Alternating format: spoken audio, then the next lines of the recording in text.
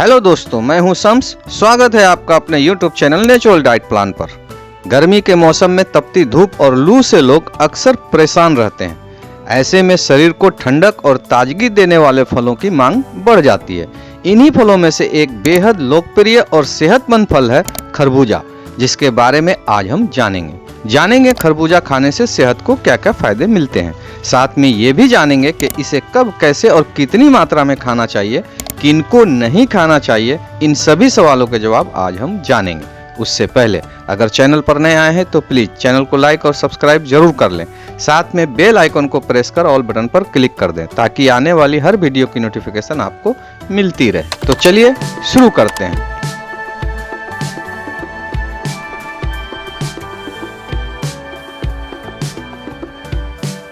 खरबूजा जो स्वाद में मीठा, पानी से भरपूर और शरीर को तरोताजा करने वाला यह फल न केवल गर्मी में राहत देता है बल्कि सेहत के लिए भी कई तरह से फायदेमंद है।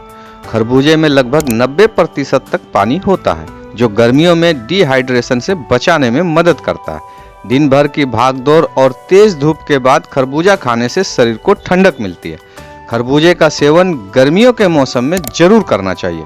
इससे शरीर को अच्छी मात्रा में विटामिन सी, विटामिन के, विटामिन ए के साथ vitamin B6, magnesium, potassium, copper, iron और जिंक जैसे पोषक तत्व मिलते हैं जो शरीर की रोग प्रतिरोधक क्षमता यानी इम्यूनिटी को बूस्ट करने के अलावा और भी कई सारे फायदे मिलते हैं। क्या है वो फायदे, आइए जानते हैं। गर्मियों के सीजन में मिलने वाले खरबूजे की तासीर ठंडी होती है। ऐसे में इसका सेवन सेहत के लिए बेहद लाभदायक होता है।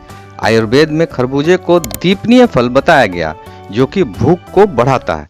खरबूजा खाने से शरीर के अंदर की गर्मी शांत होती है। इन दिनों लू वाला मौसम है। ऐसे में अगर आप खरबूजा खाते हैं तो आपका शरीर अंदर से ठंडा रहेगा और लू लगने का खतरा भी कम होगा। गर्मियों में शरीर से पसीना ज्यादा निकलता है। यही वजह है कि डॉक्टर और हेल्थ एक्सपर्ट ज्यादा से ज्यादा पानी पीने और पानी वाले फलों को खाने की सलाह देते हैं। ऐसे में आप खरबूजा खा सकते हैं क्योंकि खरबूजे में करीब 90% पानी होता है। जब आप खरबूजा खाते हैं तो इससे शरीर हाइड्रेटेड रहता है। खरबूजा आसानी से डाइजेस्ट होता है और पेट संबंधी समस्याओं को भी कम करने में सहायक होता है। खरबूजा फाइबर से भरपूर होता है जो पाचन तंत्र को मजबूत बनाता है और कब्ज की समस्या से राहत दिलाता है। यह पेट को साफ रखने में मदद करता है और भारी भोजन के बाद भी इसे आसानी से पचाया जा सकता है। खरबूजे में मौजूद विटामिन B6 और मैग्नीशियम स्ट्रेस को कम करने में मदद करता है और मानसिक स्वास्थ्य को बेहतर करने में सहायक होता है। जो लोग वजन कम करने की कोशिश कर रहे हैं उनके लिए खरबूजा एक शानदार फल है। इसमें कैलोरी की मात्रा कम होती है लेकिन फाइबर की मौजूदगी के कारण यह पेट को लंबे समय तक भरा भी रखता है, जिससे बार बार खाने की इच्छा नहीं होती और आपके वजन को घटाने में मदद मिलती है। ये स्किन और बालों के लिए भी फायदेमंद है। खरबूजे में मौजूद विटामिन ए और सी त्वचा को निखारने और बालों को मजबूत बनाने में मदद करते हैं।